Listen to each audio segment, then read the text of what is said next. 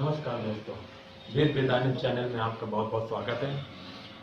श्री स्वामी जी के मुख से वेद मंत्रों के सही प्रमाणिक अर्थ जानने के लिए हमारे चैनल को लाइक, सब्सक्राइब और शेयर ज़्यादा से ज़्यादा करें, ताकि वेदों का अर्थ प्रमाण सहित सभी के पास पहुँचे।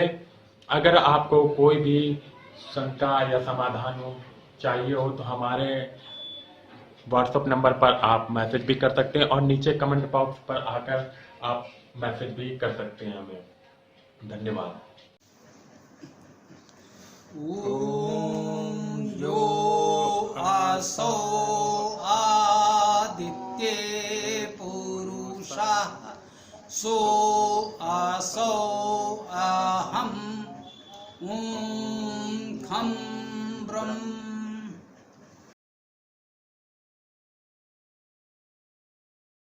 यजुर्वेद अध्याय 36 मंत्र 22। यतो यतः समीहते ततो नो अभयं कुरु नः प्रजाभ्यो अभयं नः पशुभ्यः। जैसे जैसे हम कर्म करें हमको प्रभु अभय प्रदान करो। जाने हमारे जन जन का अभय हमारे पसंद का। ये मंत्रार्थ यत हो जाता है जहाँ जहाँ से जैसे जैसे। ये अव्यय भी मान सकते हैं सर्वनाम की, अर्थात इसका अर्थ निश्चित है, इसमें कोई व्याकरण आदि लगाने की आवश्यकता नहीं। समीहते ये क्रिया है, सब उपसर्ग है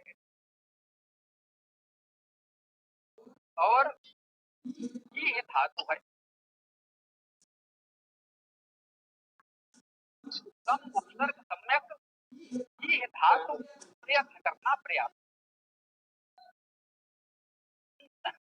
हम जैसे जैसे प्रयास करते, जहां जहां से प्रयास करते, मुख्य बात क्या बताई जा रही है हमको कि हमको सम्यक प्रयास करना है।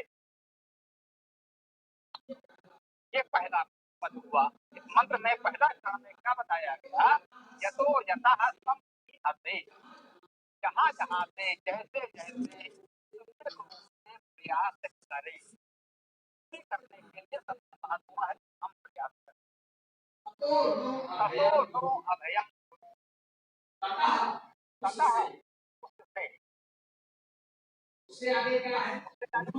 हमको हमको भी रखने के रूप में है। तो ततो उससे अभयम् अभयम् अभय सबसे पहला चरण क्या हुआ? सबसे पहला कार्य क्या है? कि हम प्रयास हम जो भी साधन सुविधाएं हमारे पास है उससे हम प्रयास प्रारंभ करें।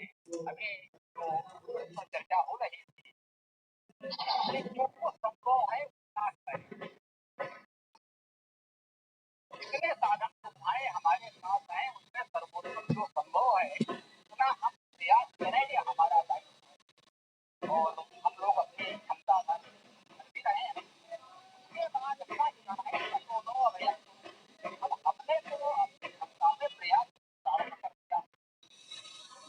अब दायित्व हम परमेश्वर को संबोधित कर रहे हैं। यदि ऐसा अपेक्षा है और जैसा कहा वो भी प्राकृतिक और मानव सिद्ध प्रक्रिया है, जन है। वो प्रार्थना हो जाती है, किया जाता है कि हमें अभय करो। अगर हम तमाम समस्याओं में, तमाम संकटों में सोचते रहेंगे, रचनात्मक कार्य, बड़ा कार्य नहीं हो पाएगा। तो मंत्र कह रहा है पहला चरण तो ये है कि जो कुछ हमसे संभव है तो हमारी सहायता करने के लिए कैसे आगे आएंगे? तो जो कोई भी कुछ करना चाहता है तो पहले तो जो भी हमारी परिस्थितियां हैं उतने में हमने कार्य प्रारंभ किया। अब अगला चरण है ततो नो अभयम कुरु। तो अब आप हमको अभय प्रदान करें, हमको तमाम समस्याओं से, झंझटों से, इन चीजों से हमको आप मुक्त कर दें। तो अगर उससे हम मुक्त रहेंगे तो हमारा प्रयास सुचारू रूप से चल सकेगा, सम्यक रूप से चल सकेगा। तो हमने कहा से सम्यक प्रयास हमारा चल सकेगा अगर हम निर्भय रहेंगे, अभय रहेंगे, तमाम चीजों से हमें डर नहीं होगा। ये हो गया तो क्या होगा, इससे कैसे होगा, उससे कैसे होगा। अगर इन चीजों से हम बरी रहेंगे तो शायद कुछ अच्छा प्रयास हो सकेगा। तो ततो नो अभयम कुरु, दूसरा चरण शमना कुरु प्रजाभ्यो। उसके बाद क्या था, श्रम अर्थात कल्याण। तो भी है, हमारा भी है, हमारे भी। ना एक ऐसा सर्वनाम है जो कई विभक्तियों में प्रयोग होता है। संस्कृत के विद्यार्थी जानते भी हैं, वेद में इसका प्रयोग बहुतायत से है। तो समना गुरु प्रजा, प्रजा के लिए कल्याण हो। जो हमारी प्रजा, ये प्रजा क्या है, जो प्रकट रूपेण जन्मे हैं, उत्पन्न हुए हैं, जो हमसे जन्मे हैं, जो हमको जन्म देने वाले हैं, किसी भी रूप में हमसे जुड़े। जहां पर धातु तो जन है, जन का अर्थ उत्पन्न करना कई प्रकार से होता है। केवल ये माता पिता पुत्र पुत्री छोटे से परिवार के सीमित के प्रजनन की बात नहीं। जैसे एक प्रश्न उठा ब्रह्मा और सरस्वती के संबंध का,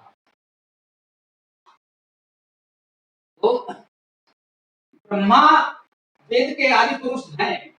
संभवतः वेद हमको उनके माध्यम से ही प्राप्त हुआ, जो परंपरा हमारी कहती है। उनके साथ कुछ लोग थे, जिसे आज की भाषा में हम लोग टीम कहते हैं।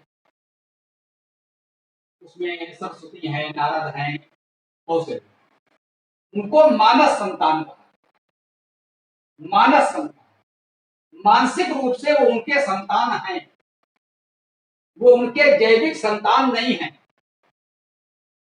वो उन्होंने उसको माता पिता के रूप में उस तरह से जन्म नहीं दिया, वे उनके मानस संतान थे। अर्थात वैचारिक रूप से जो उनसे जुड़े, इसको लोग सकारात्मक नकारात्मक रूप से आज भी प्रयोग करते हैं। मैकाले की मानस संतान इस रूप में भी कहा जाता है। अर्थात जो उनके विचारों से जुड़े हैं, उनके विचारों को मानने वाले हैं, वे उनके मानस संतान हैं। इधर एक प्रश्न बहुत देखा था, लोग कह सकते हैं अनुचित तरीके से उठा रहे थे कि ब्रह्मा सरस्वती की पुत्री है, मानस संतान है, फिर ब्रह्मा और सरस्वती का विवाह होगा। जो इन बातों को नहीं समझते हैं, संकीर्ण दृष्टि से उनको इसमें कुछ आपत्तिजनक लगने लगता है। लोग अपने अपने तरीके से अनुचित अनावश्यक टिप्पणियां करने लगते हैं। तो मैंने उत्तर दिया था वीडियो पर, किसी में चर्चा की, तो हमने उनको बताया कि हमने कहा भाई वो मानस संतान है, और मानस संतान उनके बीच आयु में कितना अंतर था आज हम कैसे कह सकते हैं, हजारों वर्ष प्राचीन बात है। साथ में लंबे समय तक कार्य करते करते यदि वे जीवन साथी नहीं बन गए तो इसमें किसी को हाय तौबा करने की आवश्यकता नहीं है, इसमें कुछ भी आपत्तिजनक नहीं है। ये इतिहास काल में हम देखते आए हैं। पंडित रविशंकर संगीतकार के विषय में भी हम लोगों ने देखा, और पंडित श्री राम शर्मा की दूसरी पत्नी माता भगवती देवी शर्मा, जो उनके जीवन सहचरी वास्तव में रही उनके अभियान में, यही बात है। अनुयायी उन्होंने हमेशा कहा, माता जी ने हमेशा अपने आप को उनका अनुयायी शिष्य माना, उसी रूप में देखा।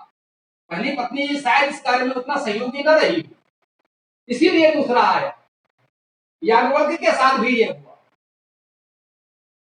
शास्त्रार्थ में, संवाद में, सेमिनार में, आज की भाषा में कहें तो जो लोग मिले, इस तरह के परिचय हुआ, लगा कि नहीं हमारे विचार क्षमताएं एक सी हैं, हम लोग मिलकर समाज के लिए अच्छा कर सकते हैं। तो महर्षि याज्ञवल्क्य ने 2 विवाह ऐसे ही कर दिए। इसमें कुछ भी अनुचित नहीं है वैदिक संस्कृति में। तो प्रसंगवश ये बात आ गई प्रजाभ्या, जैसे भी हम लोग कहते हैं राजा और प्रजा। तो उस राज्य के सभी निवासी उस राजा की प्रजा कहलाते हैं। तो किसी न किसी रूप में वो मानता है कि भाई हमारी प्रजा है, ये हमारे राज्य में जन्मे हैं, तो हमें इनका सुख दुख देखना है, इनके सुख सुविधाओं का ध्यान रखना है। इस अर्थ में वो राजा की प्रजा है। तो सम्ना कुरु प्रजाभ्यो, प्रजाओं के लिए कल्याण वचन है, सभी के लिए है। कल्याण की कामना हम सदा सर्वदा सभी के लिए करते रहे हैं। तो कहा सम्ना कुरु प्रजाभ्यो, सभी प्रजाओं के लिए कल्याण हो। अभयम नः पशुभ्यः, अभयम नः, अभय हो किसके लिए? नः हमारे, पशुभ्यः पशुओं के। ये पशु क्या? हमारे पशुओं के लिए। हाँ भाई, इन्होंने सीधे सीधे देखा उस समय का पशु और आज का पशु। बोले साहब ये तो पशुओं की बात कर रहे हैं, वे तो गृहणियों के गीत हैं। पशु पालते थे और उन्हीं के बारे में ईश्वर से भी प्रार्थना करते थे कि हमारे गाय बकरी घोड़े गधे स्वस्थ रहें, ठीक ठाक रहें। नहीं भाई, वेद को इतने हल्के में अर्थ करेंगे तो अनर्थ हो जाएगा। पश पश्यति, पश्यत इति पशु, जिसमें देखने की सामर्थ्य है। भौतिक अर्थ में भी कह सकते हैं पशु हम उन्हीं प्राणियों को कहते हैं जो देख सकते हैं, जिनके आंखें हैं। बहुत से जीव हैं जिनके आंखें नहीं है, उनको हम पशु नहीं कहते, कीट पतंग अन्य अनेक नामों से उन्हें पुकारते हैं।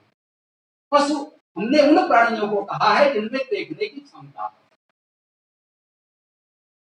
तो जो हमारे देखने वाले हैं, हमारे मार्गदर्शक भी हैं, जो हमारे कार्यकलाप आप लोग देखते हैं कि हाँ भाई हम क्या कर रहे हैं, क्या करना चाहिए। तो इस तरह के जो हमारे प्रमुख लोग हैं, जो समाज पर एक दृष्टि रखते हैं कि समाज सही दिशा में चले, समाज सही दिशा में जा तो नहीं रहा है, कहीं वो दिशा से भटक तो नहीं रहा है, ये देखना होगा। तो वो समाज के मनीषी, विद्वजन, देवजन जो समाज पर इस तरह की दृष्टि रखते हैं, सकारात्मक सार्थक दृष्टि रखते हैं, उन्हें वेद पशु कहता है। उन पशुओं के लिए हमने अभय मांगा है, क्योंकि वो समाज में जब ऐसे कार्य करते हैं तो बहुत कुछ ऐसा बोल जाते हैं जो कुछ लोगों को अच्छा नहीं लगता। वे उनके पीछे पड़ जाते हैं। अभी हमको ही किसी ने लिखा, वो कौन है आप समझ जाएंगे, केवल उनकी बात सुन करके ही। उन्होंने क्या कहा, तेरा एनकाउंटर करना पड़ेगा राष्ट्र हित में। हम वेद की बात कर रहे हैं और वो हमसे कह रहे हैं तेरा एनकाउंटर करना पड़ेगा राष्ट्र हित में। ये राष्ट्र हित में एनकाउंटर कौन करता है, इस तरह की बातें कौन करते हैं, उनका परिचय देने की आवश्यकता नहीं, ये सब जानते हैं। वो स्वयं कह रहे हैं कि समय हमने दुनिया के सबसे बड़े संगठन है। ऐसे राष्ट्रवादी जो वेद की बात करने वालों का एनकाउंटर करने की बात करें, ये राष्ट्रवादी कौन है सब जानते हैं। तो अभयम ना पशुभ्या, जो ऐसे दृष्टा हैं, जो मंत्र दृष्टा हैं, जो समाज के दृष्टा हैं, उनको अभय मिले। ऐसे लोगों से जो भयभीत करने का प्रयास कर रहे हैं, उनसे सुरक्षा संरक्षण मिले, ये आवश्यक है। ये वेद की भावना है, ये वेद की कामना है। उनको मैंने जब कहा कि भाई हम तो केवल वेद की बात कर रहे हैं, आप किस धर्म विचार को मानते हैं जो आप वेद के इतने विरोधी हैं? भाई क्या आप बताएंगे कि आप वेद के इतने विरोधी क्यों हैं? आप किस धर्म को मानते हैं, किस विचारधारा को मानते हैं? तो महोदय का कोई उत्तर नहीं आया, आ भी नहीं सकता। वेद के विरोधी हैं, ये स्पष्ट कह भी नहीं सकते और वेद की बात सुन भी नहीं सकते। ये कौन है वो सब जानते हैं। तो इस छोटा सा मंत्र जो श्लोक कहा जाता है संस्कृत में सामान्य रूप से अनुष्टुप छंद है, मुझे रहा जतो जता समीहसे ततो नु अभयं कुरु शमना कुरु प्रजाभ्यो अभयं ना पशुभ्यः। तो हम अपनी सामर्थ्य भर प्रयास करें, समाज हमें अभय प्रदान करे, ईश्वर की कृपा से हम निर्भय रहें। हमारी जो प्रजा है जो वैचारिक रूप से हमसे जुड़े हैं उन सबका कल्याण हो, और जो हमारे समाज के दृष्टा हैं, हमारे मार्गदर्शक हैं, हमारे गुण दोष को देखकर उचित मार्गदर्शन करने वाले हैं, उनको भी ईश्वर की ओर से, समाज की ओर से अभय प्रदान हो, सुरक्षा प्राप्त हो। इस कामना के साथ इस मंत्र की चर्चा को हम विराम देते हैं। हम सब लोग ओम मंत्र एक साथ बोलेंगे। ओम यो आसो आदित्ये पुरुषा सो आसो अहम् ओम खं ब्रह्म।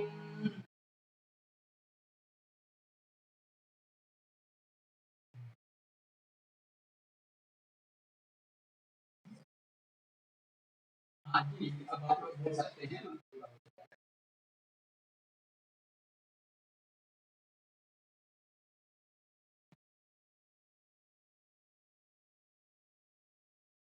जी, विभक्तियां दो प्रकार की हैं, नामिक और आख्यातिक। ये व्याकरण वाली पुस्तक में बहुत विस्तार से, बहुत अच्छे से यूं कहे कि व्याकरण की जान यही है। जिसे संस्कृत व्याकरण कहा जाता है या किसी भी भाषा का व्याकरण कहा जाता है, उनमें सर्वाधिक महत्वपूर्ण प्रकरण केवल यही होता है, नामिक अथवा व्यवहार में कहें कारक विभक्ति, आख्यातिक अर्थात व्यवहार में कहें तो क्रिया विभक्ति। नामिक और आख्यातिक जरा तकनीकी शब्द है, कहने परंपरागत शास्त्रीय शब्द हैं। आज हम उसे व्यवहार में कारक और क्रिया विभक्ति के रूप में जानते हैं। तो वो क्रिया है, ये उसकी विभक्ति से पता चलता है। जैसे हम देवम, देवय, देवेन इस तरह के पढ़ते हैं, तो ये नामिक विभक्ति या कारक विभक्ति होती है। और हमने कहा पठति, गच्छसि, है ना, तो वो विभक्तियां नामिक विभक्तियां नहीं है, वो आख्यातिक विभक्तियां हैं, क्रिया विभक्तियां हैं। तो उससे ये पता चलता है। हाँ, कभी कभी ऐसा होता है जी।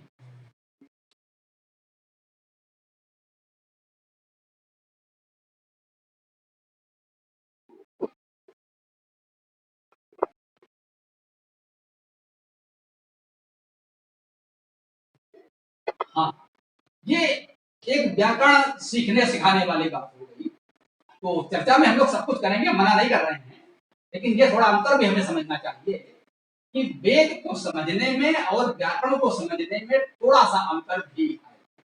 मतलब दोनों को बहुत गड़बड़ मत करिएगा, हम बताएंगे, मना नहीं करेंगे जो भी आप पूछेंगे। तो वास्तव में वेद में ये बड़ी महत्वपूर्ण बात है। इसको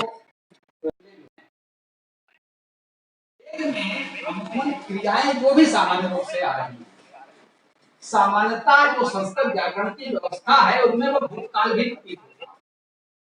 समीहसे में तो वर्तमान है, वर्तमान है अर्थात इसे आप लट लगा कह सकते हैं। वही बात है शास्त्रीय परंपरावादी भाषा में, लट लगा है, लट लगा वर्तमान काल। तो आप जानते हैं कि हम लोग बहुत परंपरावादी तकनीकी शास्त्रीय शब्दावली का प्रयोग करते हैं। तो ये तो सामान्य रूप से लटलकार वर्तमान काल प्रेजेंट इंडेफिनिट टेंस है। समीहसे करते हो या करते हैं, तो वो है। लेकिन वेद को पढ़ते समय हमें मानना पड़ेगा, ये मैंने कहा कि सभी भाष्यकारों ने ये माना है, इसे एक शास्त्रीय शब्द दे दिया है तकनीकी रूप से व्यत्यय। व्यत्यय शब्द उन्होंने दे दिया है। व्यत्यय का अर्थ होता है कि वो आपको जो देखने में सामान्य व्याकरण से लग रहा है, आवश्यक नहीं है कि अक्षर साफ वही अर्थ करें। जैसे आपको लट लकार लग रहा है तो लट लकार में करें, और लंग लकार में लग रहा है तो लंग लकार में करें, ऐसा आवश्यक नहीं। तो नहीं है, क्योंकि वेद शाश्वत सत्य की बात करता है, वेद में इतिहास नहीं होता, ये सभी जानते हैं। तो अगर मान लीजिए हमने सहज भाव से कहा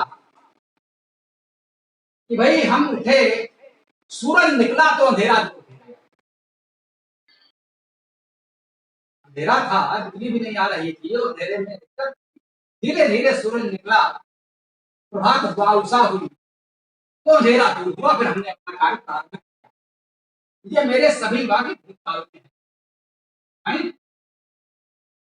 और इसका शाब्दिक अर्थ या उस तरह से अनुवाद तो कोई किसी भाषा में करना चाहे तो पहला करना चाहिए।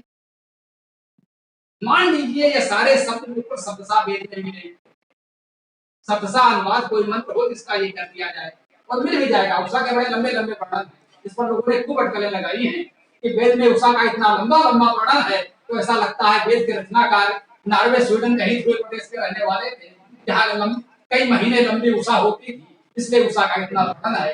इस तरह के अटके लगाने वालों को छोड़ दीजिए, लेकिन उषा का भरपूर उत्तम वर्णन है, ये सही है। तो जो मैंने कहा है, हो सकता है किसी वेद मंत्र में आपको लगभग ऐसा मिल भी जाए, ठीक। लेकिन हम कहते हैं कि उसका हम करते हैं तो यहाँ पर भूतकाल और वर्तमान काल देखने की आवश्यकता नहीं है।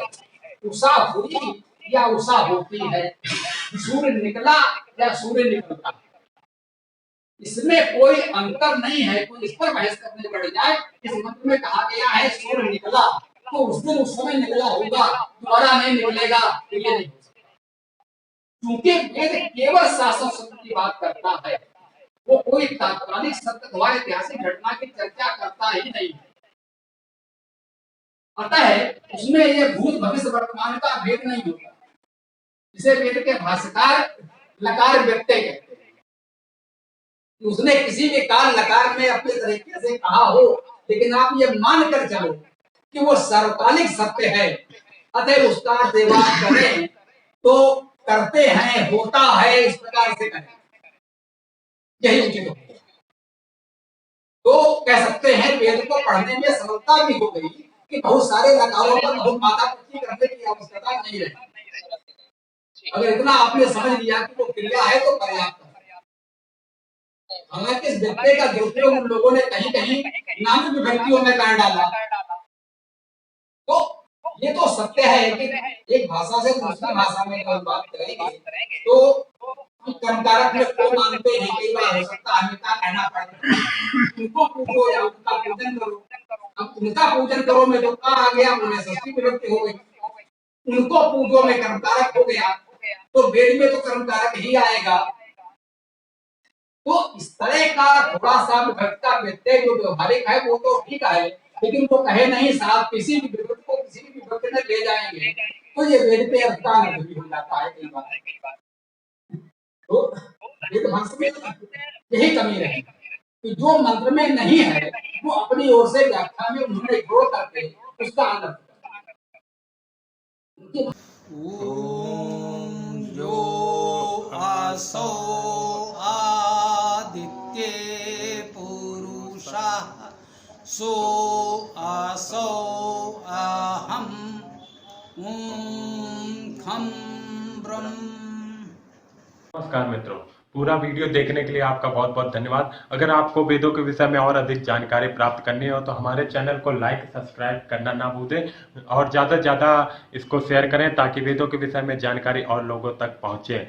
अगर आपको और अधिक जानकारी चाहिए हो तो डिस्क्रिप्शन में हमने अपना मोबाइल नंबर और वेबसाइट और ईमेल आईडी दे दी हुई है। अगर किसी भी विषय में आपको ज़्यादा जानकारी प्राप्त करनी हो या कुछ सवाल जवाब करना हो तो उसमें आप अपना सवाल जवाब भेज सकते हैं।